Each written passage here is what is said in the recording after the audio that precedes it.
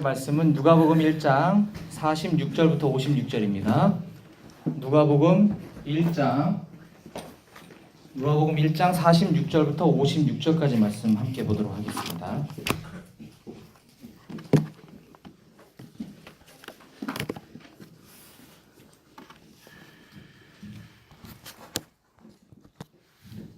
누가복음 1장 46절부터 함께 읽도록 하겠습니다. 시작. 마리아가 이르되 내 영혼이 주를 찬양하며 내 마음이 하나님 내 구주를 기뻐하였음은 그의 여종의 비천함을 돌보셨음이라. 보라 이제 후로는 만세의 나를 복이 있다 일컬으리로다. 능하신 이가 큰 일을 내게 행하셨으니 그 이름이 거룩하시며 긍휼하심이 두려워하는 자에게 대대로 이르는도다. 그의 팔로 힘을 보이사 마음의 생각이 교만한 자들을 흩으셨고 권세 있는 자를 그 위에서 내리치셨으며 비천한 자를 높이셨고 줄이는 자를 좋은 것으로 배불리셨으며 부자는 빈손으로 보내셨도다. 그 종 이스라엘을 도우사 긍휼히 여기시고 기억하시되 우리 조상에게 말씀하신 것과 같이 아브라함과 그 자손에게 영원히 하시리로다 하니라. 마리아가 석 달쯤 함께 있다가 집으로 돌아가니라. 아멘. 오늘 말씀에서 잠깐 기도하겠습니다. 하나님 아버지 감사합니다. 긴 추석 연휴 우리에게 충분한 쉼을 허락해 주시고 또 직장 안에서의 적응 기간을 거친 후에 오늘 월요일 날 이렇게 사랑하는 동역자들과 함께 하나님의 말씀을 나누고 또 삶을 나누기 위해서 모일 수 있도록 허락하시니 감사합니다. 아버지 오늘 우리가 이 시간 하나님의 말씀을 들을 때에 우리의 눈과 귀와 마음이 열려져서 하나님의 마음을 깨닫는 시간 될 수 있도록 도와주시고 주님 친히 말씀해 주시옵소서.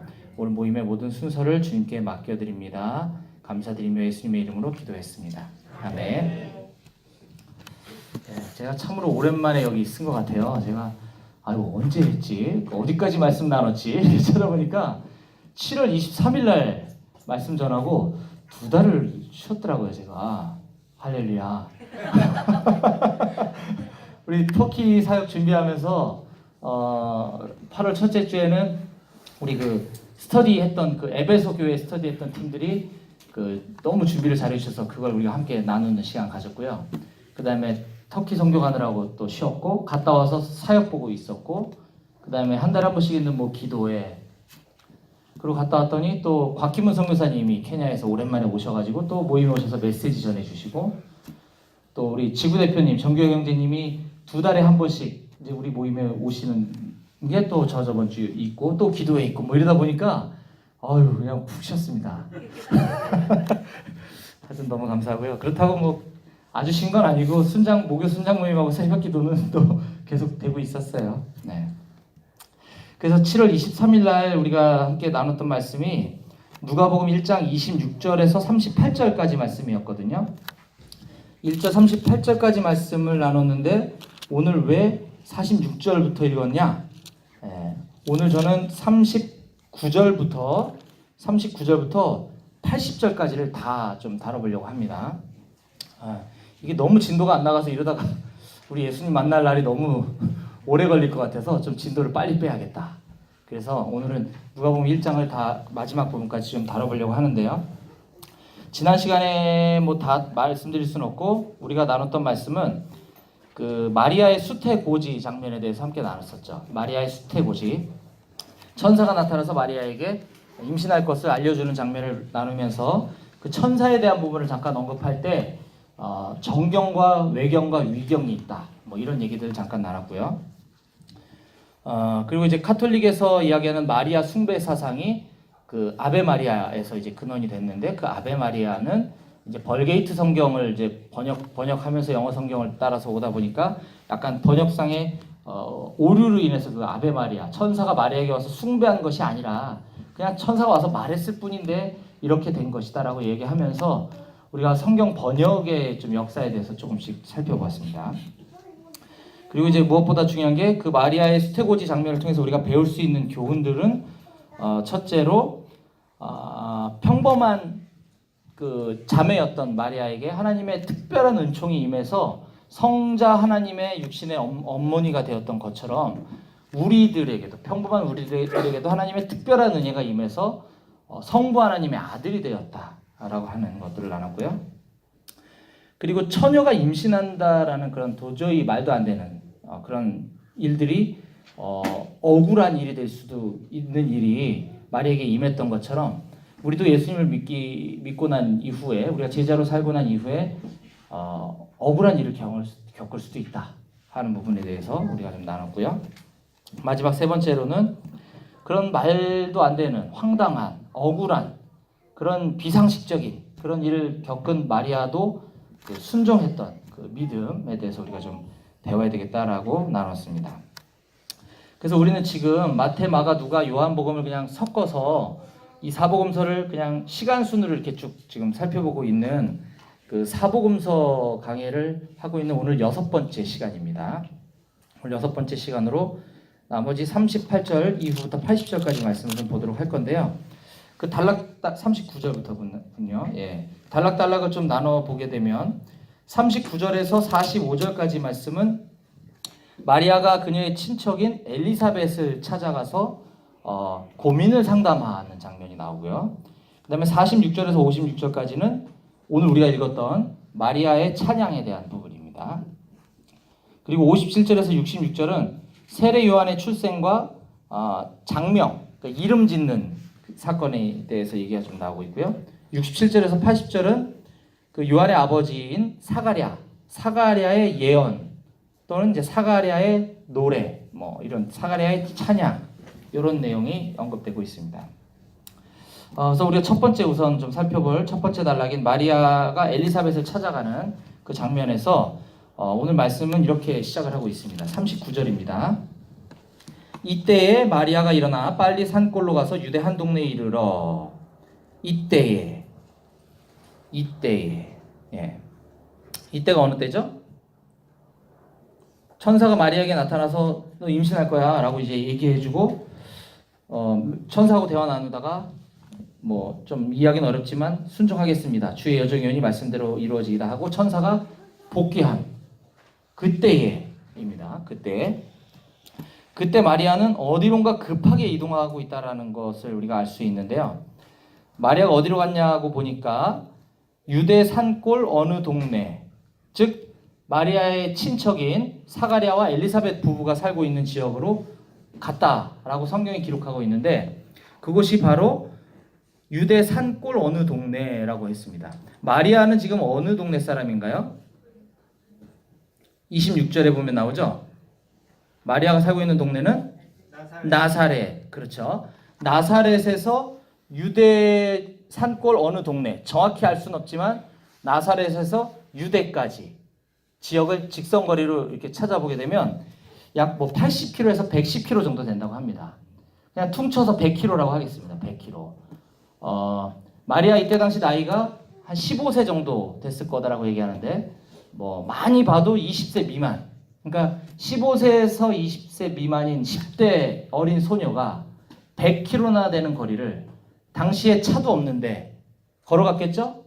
급하게 빨리 지금 달려간 겁니다. 100km라고 하면 이제 자매님들은 그 거리에 대한 감각이 잘 없으시다 그러네요. 운전 안 하시는 분들은. 제가 그래서 찾아봤어요. 100km. 우리가 있는 이 한우리교에서 어디까지가 100km일까 봤더니 우리 은경자매님 근무하시는 직장 충북 음성에 있는 한국소비자원까지의 거리가 100km 정도 되더라고요. 네. 은경자매님 거기 몇 시간 동안 오십니까? 모임에? 몇 시간 걸리시기 오시죠? 네. 걸어오면 한 얼마나 걸릴까요? 걸어오면. 네? 시험 해봐요? 네. 엄청나겠죠? 뭐 대략 정확히 알 수는 없지만 한 달을 걸려서 가지 않았을까라고 성경학자들이 예측을 하고 있습니다. 한 달 정도. 마리아가 그렇게 절박하고 간절한 마음으로 가게 된 데는 이유가 있었다는 거죠.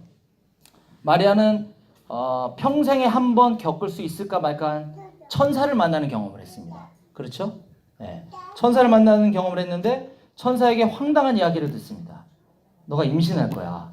근데 그게 하나님의 아들을 임신하게 될 거다라고 하는 소식을 듣고 도저히 이해가 안 되고 답답하고 미치겠는데 우리 친절한 천사씨가 이런 고급 정보를 하나 흘립니다. 네 가까운 친척 중에 도저히 애 낳을 수 없을 만큼 나이가 많은 엘리사벳이라고 하는 친척이 있는데 엘리사벳도 임신하게 될 거다.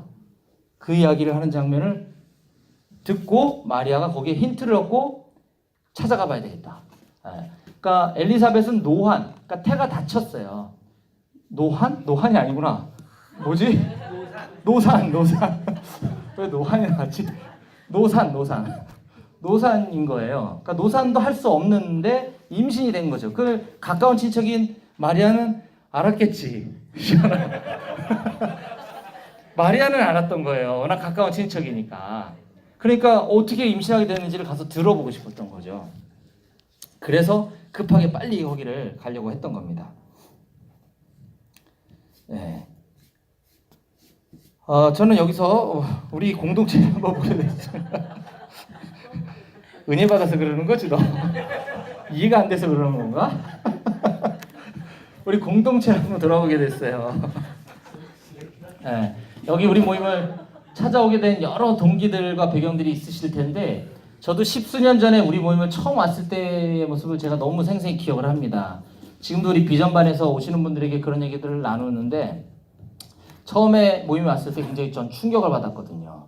평일날 저녁에 남들은 직장도 가기 싫어한다는 그 월요병 있는 날에 다들 여기 교회 다니는 사람들인데 전날에 교회에서 다들 피곤하셨을 텐데 이 월요일 밤부터 여기 모여서 늦은 시간까지 이렇게 쭈그리고 앉아서 말씀 듣는 이 사람들은 도대체 뭐지? 네, 그게 너무 궁금했어요. 그렇게 얘기 또 듣고 교제하고 순모임 하다 보니까 그냥 여기 오는 게 아니라 성경 말씀을 깊이 있게 공부하고 나누고 그 말씀대로 살려고 막 애쓰는. 그래서 와, 세상에 이런 사람들이 있었나? 그래서 나도 저런 사람들 좀 닮아보고 싶다. 저렇게 나도 살고 싶다. 그래서 월요병이 사라졌어요. 월요병이. 월요일 날 되면 여기 모임에 나오고 싶어서 막 달려오게 됐던 거죠. 우리 은경자매님 충북 음성에 직장 다니시는데 미쳤다고 여기 이렇게 달려오시겠습니까? 미쳤어요. 예수에 미친 거예요. 예수에 미쳤으니까 나올 수 있는 거죠. 네. 우리 월요일 날 나 집이 멀어서 힘들어서 못 가겠어요. 이런 말 우리 은경자매 앞에서는 못 하십니다. 네. 너무 대단하시지 않나요? 우리 박수 한번 쳐드릴까요? 100km 연구하다 여기까지 왔네. 대단하신 건 맞아요. 월요일날 오시는 게 아니라 순장 모임도 오시거든요. 목요일날. 네. 피곤하시죠? 안 피곤할 수는 없는 거죠. 네. 그래서 저만 그런 게 아니라 우리 은경자매님만 그런 게 아니라 저는 여기 모여 계신 여러분들이 다 그런 마음, 그런 심정으로 사모하는 마음으로 달려오셨을 줄로 저는 믿어요. 또 뿐만 아니라 우리가 마리아처럼 깊은 고민이 생겼을 때 우리가 처지가 비슷한 사람을 먼저 찾게 되지 않겠습니까? 우리가 직장에서 직장 선교사로 살다가 또는 그리스도인으로 살다가 때로는 어려운 일 겪고 핍박당하고 할 때 이거 잘 알아듣지 못하는 교회에 있는 집사님을 찾아가서 고민을 얘기하겠어요? 누구랑 얘기하겠어요? 우리 순장님을 먼저 찾게 되지 않을까요? 네. 저는 우리 마리아 같은 또 엘리사벳과 같은 우리 BB 양재 모임의 모든 형제자매들이 되었으면 좋겠습니다. 네. 그리고 나이 어린 사람이 친척을 찾아가서 문안 인사를 하자 엘리사벳은 마리아가 임신했다는 사실을 알았다라고 성경은 기록하고 있습니다. 그때 엘리사벳은 성령 충만했다라고 기록하고 있어요. 41절입니다. 엘리사벳이 마리아가 문안함을 들음에 아이가 복중에서 뛰노는지라 엘리사벳이 성령의 충만함을 받아. 네. 마리아가 와서 마리아와 뭔가 교감이 이루어져서 성령 충만이 확 임했는지 어쨌든 엘리사벳에게 그 순간 성령 충만이 확 임했고 마리아가 임신한 사실을 알았다는 겁니다. 엘리사벳이 마리아가 먼저 얘기를 해서 알았는지 얘기하지 않아도 알았는지 정확히는 모르겠으나 어쨌든 너 이놈의 자식이 어쩌다가 그랬어 라고 다그치지 않았다는 거죠. 윽박지르지 않았다는 거죠. 몰아붙이지도 않았고 엘리사벳은 성령 충만해져서 그 마리아를 임신시킨 하나님을 높여드리는 그런 장면인 겁니다. 근데 여기서 우리가 주목해봐야 될 거는 엘리사벳 자신도 천사의 계시를 받아서 임신했다는 사실이죠. 둘이 만났을 때 너도 그랬냐 나도 그랬는데 야 진짜 신기하다 막 이러면서 한참 막 그럴 수도 있는데 엘리사벳은 그 순간 성령 충만이 확 임하면서 하나님을 경배하는 그런 장면을 우리가 볼 수 있어요. 심지어 자기 뱃속에 있는 그 태아의 반응이 어떤 반응인지까지도 엘리사벳은 알게 되죠. 44절입니다. 보라 내 문안하는 소리가 마리아의 문안하는 소리가 내 귀에 들릴 때에 아이가 내 복중에서 기쁨으로 뛰놀았도다 라고 고백을 합니다. 우리가 이처럼 성령 충만할 때 이걸 많이 이렇게 알리고 막 증거하는 것도 귀하지만 내 자신을 높이고 내가 나를 드러내고 내가 주인공이 되는 것이 아니라 나를 통해서 역사하시는 하나님만 높여드리는 그런 하나님을 경배하는 우리 모두가 좀 되었으면 좋겠습니다. 두 번째 단락 우리가 오늘 읽었던 본문은 46절에서 56절이고요. 거기는 마리아의 찬양에 대한 부분에 대해서 언급이 되고 있습니다. 마리아가 이제 엘리사벳을 만나서 교제하는 가운데 거기에 석 달가량을 머물렀다라고 성경은 기록하고 있고 이제 마리아는 안심이 됐습니다. 이제 위로를 충분히 받았고요.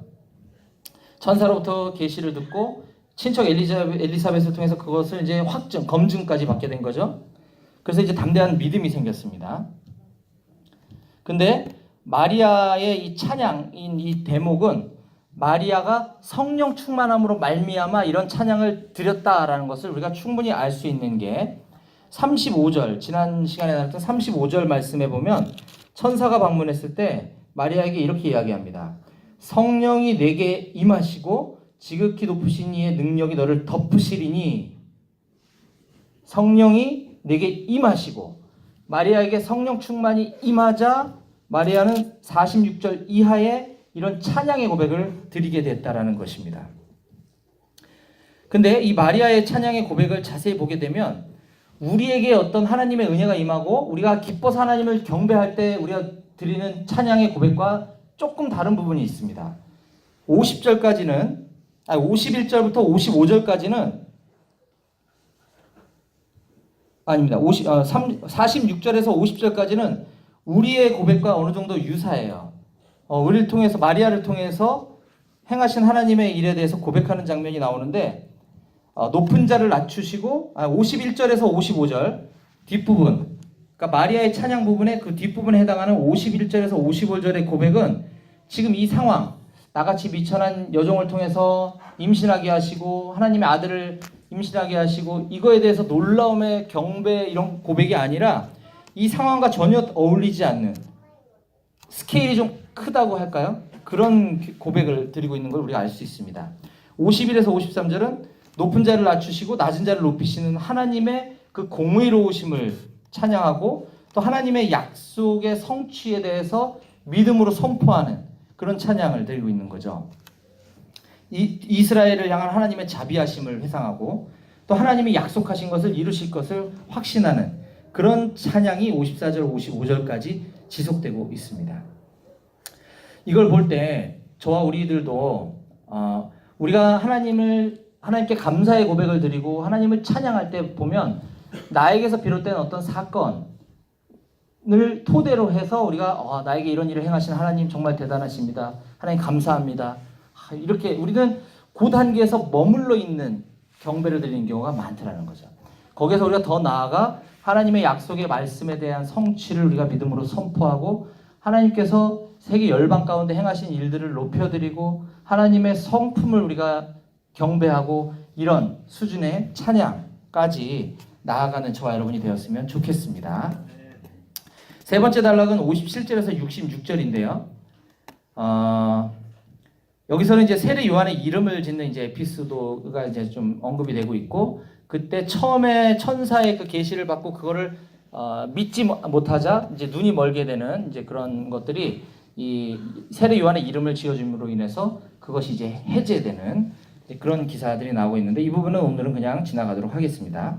그리고 이제 마지막 67에서 80절까지의 단락은 그 사가랴 요한의 아버지죠. 처음에 믿음이 없어서 벌 받아가지고 이제 눈이 멀어졌다가 그 요한이라고 하는 이름을 지으라고 하는 것을 기억하고 동네 사람들이 요한이 니네 집안에 요한이라는 사람이 없는데 무슨 요한이냐 막 해서 이제 막 그 엘리사벳하고 막 이름 짓는 것 때문에 논쟁이 벌어졌을 때 믿음으로 엘리사벳 딱 쓰니까 이제 눈이 탁 떠지고 하는 이제 그런 장면이 나오고 나서 그 이제 하나님을 아까 마리아처럼 사가랴도 하나님을 경배드리고 찬양드리는 장면이 바로 67절에서 80절입니다. 근데 여기에 우리 개역개정 성경에 보면 그 소달락의 제목을 뭐라고 하고 있습니까? 사가랴의 예언이라고 표시되어 있죠. 근데 NIV 성경에 보면 그 소달락의 제목을 이렇게 표기하고 있습니다. 스가랴의 노래. 네. 이게 영어로 이게 발음이 이게 스카리아스 송 맞나? 이거 영어로 어떻게 읽나요, 만시영진님? 사가랴를 영어로 어떻게 읽어요? 맞는 것 같습니다. 아니 아닌데. 만시영진 오랜만에 나와주셔서 감사합니다. 네. 영어 선생님 앞에서 제가 어쨌든 사가랴의 송, 스가랴의 노래라고 했다는 거죠.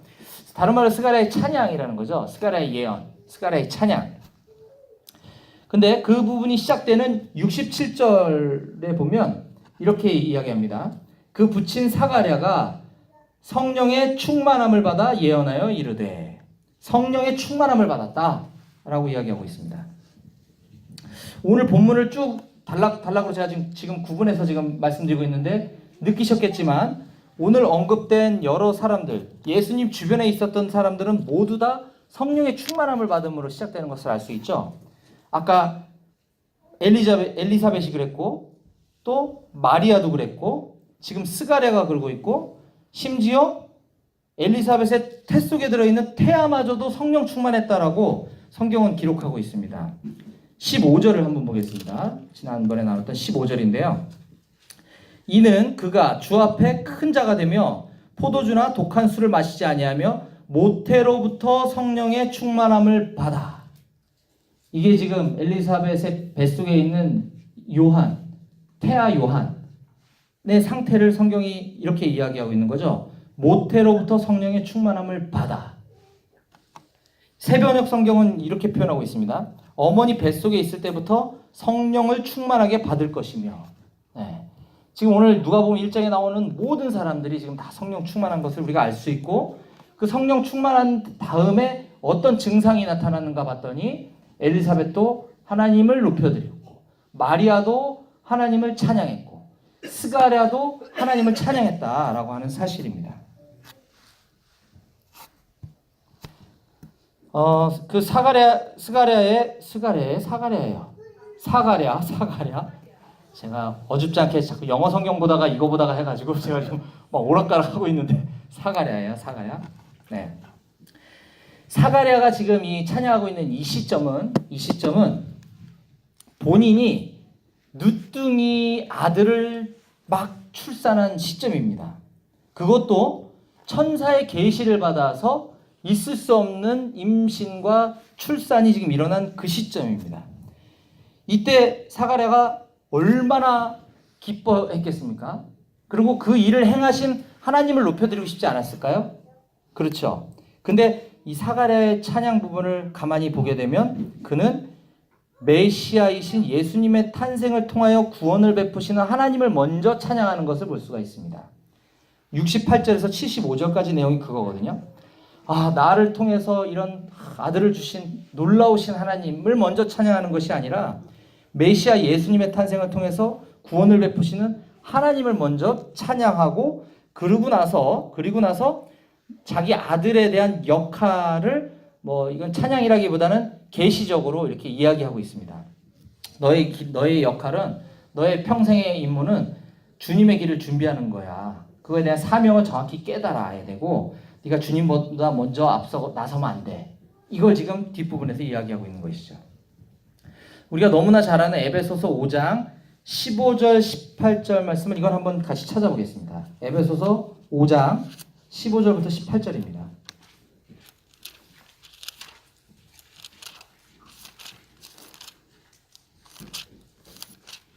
이거 너무나 잘 아는 말씀이니까 이 에베소서 5장 15절부터 18절 말씀은 때가 너무 악하니까 세월을 아껴라. 그러므로 어리석은 자가 되지 말고 주님의 뜻이 무엇인지 분별하고 이해해라. 그러기 위해서는 술 취하지 말고 오직 성령 충만을 받아라. 그래서 때가 점점 악하니까 우리가 성령 충만함 가운데 살아야 되는구나 라고 우리가 너무 잘 알고 있습니다. 그런데 이 본문을 18절부터 20절까지 말씀을 보면 우리에게 주는 교훈이 조금 다르다는 걸 알 수 있습니다. 18절부터 20절 말씀입니다. 술 취하지 말라. 이는 방탕한 것이니 오직 성령으로 충만함을 받으라. 시와 찬송과 신령한 노래들로 서로 화답하며 너희의 마음으로 주께 노래하며 찬송하며 범사의 주 예수 그리스도의 이름으로 항상 아버지 하나님께 감사하며. 즉 성령 충만을 받으면 시와 찬송과 신령한 노래들로 주님을 찬양하고 범사의 하나님께 감사하게 된다라는 이야기죠. 교훈이 조금 다르죠. 때가 악하기 때문에 우리 당연히 성령 충만을 받고 하나님의 뜻이 무엇인지 분별하는 삶을 살아야 되는 교훈이 있는 반면에 우리가 성령 충만을 받게 되면 하나님을 찬양하고 하나님을 노래하고 시와 찬송과 신령한 노래들로 경배하고 범사의 하나님께 감사해야 된다는 것이죠. 이걸 실천하고 있는 부분이 바로 오늘 누가복음 1장에 나오는 여러 등장인물들이다 라고 하는 것입니다. 저에게 최근에 있었던 근황 좀 간단히 나누고 오늘 말씀을 좀 마무리하도록 하겠습니다. 지난 8월 첫째 주부터 제가 이제 공식적으로 얘기를 안 드린 것 같아가지고서 오늘 이제 이 메시지 기회를 틈타서 이제 말씀드리는 건데, 지난 8월 첫째 주부터 제가 그 강원도 철원에 있는 팔포병여단 예하 동원훈련장 관리대대 군인교회에서 사역을 시작을 했습니다. 전도사 사역을. 처음 시작할 때 굉장히 많이 망설였습니다. 주변에 만류도 많았고요. 근데 그때 저는 이제 6월 달부터 시작하게 된 BBB 광주 하남 모임 시작할 때의 모습과 너무 비슷한 걸 제가 깨달았어요. 너무 똑같은 그런 부담을 많이 겪었고요. BBB 광주 하남 모임이 6월 달에 처음 시작할 때 복음에 갈급한 한 집사님, 남자 집사님, 농협 직원도 아니고 전혀 저랑 상관도 없는 분을 우연히 만나서 하나님 말씀에 대한 공부가 너무 사모하고 가정 환경과 여러 가지 등등으로 인해서 교회도 다닐 수 없는 과거에 교회를 다녔었던 그 한 영혼 때문에 이분을 왜 만나게 해주셨을까? 이분을 어떻게 도와야 되나 막 망설이던 차에 고민하다가 그러면 일단 직장인 초청의 밤을 광주에서 한번 해봐야 되겠다 라고 했더니 거기에 그런 유사한 사람을 3명을 더 만나게 해주셔가지고 모임을 시작하지 않으면 안 될 수밖에 없는 상황으로 하나님이 몰고 가셨어요. 근데 여전히 저에게는 부담이 있었죠. 저는 양재 모임의 리더이기 때문에 제가 두 모임을 대표로 섬길 수는 없지 않습니까? 그래서 이제 망설이고, 물론 이제 물리적인 시간으로 인해서 좀 주저함도 많았었기 때문에 망설였으나 하나님의 뜻이 그거라는 게 너무나 분명해서 일단 순종했습니다. 이해는 안 되지만 순종했을 때 그 부분을 놓고 기도했더니 이석 순장님이라고 하는 너무나 훌륭하신 순장님을 준비되어 있으신 분을 대표로 딱 보내주셔가지고 지금 잘 이렇게 모임을 자리 잡아가고 있습니다. 지금 한 9명까지 벌써 인원이 늘었고요. 지금 우리가 여기 인원이 많아서 그렇지 BBB 지금 아직 공식적으로 스타트도 안 한 모임이, 지금 인큐베이팅 중인 모임이 9명 모임은 굉장히 큰 모임이거든요. 하여튼 그렇게 지금 시작을 했습니다. 저는 시작하기 전과 시작하고 난 다음에 별로 달라진 게 없어요. 지금 모임도 저 참석은 하고는 있지만 일 있으면 그냥 저는 처음부터 전 서포트입니다 라고 아예 딱 못 박아놓고 시작했기 때문에 회사에 강의가 있거나 내일같이 리더십 컨퍼런스 있으면 저는 빠지거든요. 대신 저는 양재 모임을 안 빠지려고 하잖아요. 그런 거죠. 제가 둘 다 안 빠지면 저는 직장을 빠져야 되니까 그럴 수는 없고, 그렇게 저는 시작과 전과 후가 다르지 않게 되더라고요. 군인교회 사역도 마찬가지였습니다. 지난 7월에 제 신대원 제 선배이자 학사장교 군 제 후배인 예비군 중대장이면서 동시에 전도사님이신 분한테 연락이 왔어요. 7월 달에. 그분이 그 군인교회를 개척한 걸 제가 알고 있거든요. 그분이 군인교회를 개척을 하고 섬기다가 군무원 신분으로서 예비군 지휘관 신분으로서 군인교회를 담임할 수 없다라는 이제 군부대의 이제 정책에 따라 이분이 이제 개척만 하고 잘 이렇게 하다가 이제 목사님이 오셔서 자연스럽게 이제 본인은 민간교회를 개척을 하셨어요. 민간교회를. 근데 그 목사님이 다른 사역지로 가버리신 거예요. 좀 더 이제 좋은 군인교회, 좀 큰 군인교회로, 군인교회 안에도 그 크고 작은 교회가 있더라고요. 이렇게 떠나가신 거예요. 그러니까 갑자기 졸지에 그 한 20여 명 되는 병사들이 목자를 잃어버린 거죠. 그것도 원래 없던 교회, 없던 것도 아니, 더 정확히 얘기하면 옛날에 교회가 있었는데 교회가 거의 폐쇄되다시피 해갖고 그냥 창고로 쓰여진, 머릿돌은 있는데 교회는 없어지고 창고로 쓰여진 데를 3년 전에 다시 공사해가지고 교회를 다시 개척을 했는데 3년 만에 또 목자들이 사라져버린 거예요. 그래서 이제 곰곰이 생각해보니 군인 출신이지 그리고 이제 제가 간 다음에 이제 어쨌든 자기들끼리 예배 드리고 뭐 이렇게 하다 보니까 갑자기 그전에는 막 찬양도 막 기타 치고 막 하고 뭐 어떤 자매가 와서 막 율동대주고 막 이랬는데 갑자기 반주도 없이 무반주로, 그것도 찬양 인도하는 형제가 음치예요 또. 저도 못 따라 부르겠더라고요. 아는 노래인데. 아무튼 그런 이제 예배를 드리니까 애들이 너무 힘든 거죠. 그래서 제가 이제 BB에서 찬양 사역도 했지. 군인 출신이지. BB에서 설교 메시지도 전하지. 그리고 신학 공부했는데 전도사 사역은 안 하고 있지. 딱 보아하니까 이제 너무 놀고 있는 게 아까운 거죠. 그래서 이제 부탁을 한 건데 저는 이제 사역이 많아서 이제 좀 망설이긴 했으나 저도 이제 배운 게 이거다 보니까 이걸 하게 되면 예배는 물론이거니와 또 거기 충성된 애들 또 선발해가지고 양육시켜야 되고 뭐 이러려면 시간이 안 될 텐데 라고 생각을 했는데 막상 가보니 제가 할 일은 예배밖에 없더라고요. 얘네들 여기 9시 예배인데 10시 예배가 딱 끝나면 햄버거 딱 먹고 빨리 교회 문 닫고 흩어져요. 애들이 근무도 들어가야 되고 뭐 바쁘더라고요. 나름대로. 그러니까 양육 자체를 뭐 할 수 있는 분위기도 안 되고 게다가 6개월에 한 번씩 부대가 또 교대가 돼요. 6개월 있다가 바뀌어요. 병사들이. 그러니까 그냥 설교를 통해서 복음을 전하고 군생활 하는 동안 제대 이후의 삶에 대한, 그게 결국 우리가 얘기하는 직장 선교이겠죠. 복음을 전하고 직장 선교에 대한 비전을 심어주는 것, 그게 나의 부르심이구나 라는 이제 생각이 들어서 갔는데 막상 가기 전에는 저도 마찬가지로 일주일에 거의 유일하다시피 쉬는 날이 주일이었는데 주일도 이제 못 쉬는구나 라고 생각을 했으나 가보니까 10시면 예배가 끝나고 집에 돌아와도 12시밖에 안 되는 거예요. 그전에는 내가 12시 예배였거든요. 우리 교회가. 그럼 12시 예배 드리고 점심 먹고 뭐하고 집에 돌아오면 3시, 4시였는데 교회에서 사역만 안 했다 뿐이지 뭐 쉬는 게 별로 쉬는 것 같지가 않더라고요. 근데 오히려 사역을 시작했음에도 불구하고 더 많은 쉼을 지금 누리고 있다 하는 거죠. 그래서 이런 것들을 볼 때 참 너무 감사하다는 생각을 하게 됐습니다. 마리아와 같이 오늘 우리가 나눴던 마리아처럼 아무것도 아니었던 저를, 엘리사벳처럼 아무것도 아닌 평범한 저를 통해서 복음을 낳게 하시고 공동체를 낳게 하시고 또 비전을 낳게 하시고 하나님의 그런 구원 계획을 이루어 가시는 그런 하나님께 정말 진심으로 우러나는 찬양을 드리지 않을 수 없게 되었습니다.